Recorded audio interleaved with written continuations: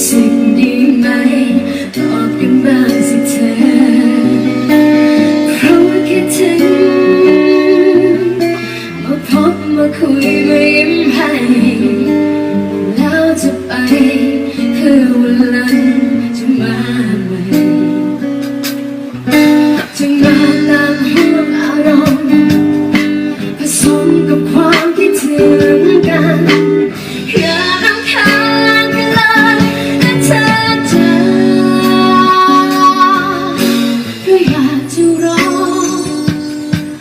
คร่ำครวญให้ปากจะเหมือนว่าเจ็บปวดนักหนาประชดนักหนาหัวใจแบบเลื่อนลอยเพราะเศร้าใจนะอ้างว่าชีวิตดังเลื่อนลอยไม่มีใครคอยไม่ให้ใจง่อยสงสารเป็นบ้าสิเธอจะมาตามห่วงอารมณ์ผสมกับความคิดถึงกันอย่ารำคาญกันเลยนะเธอจ๋า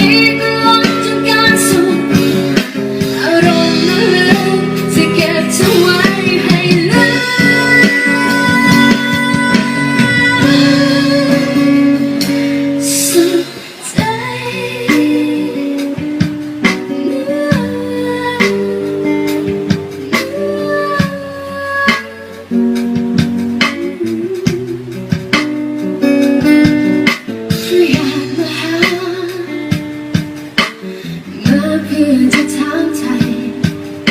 ว่าเป็นยังไงรู้สึกดีไหมบอกกันบ้างสิเธอเพราะคิดถึง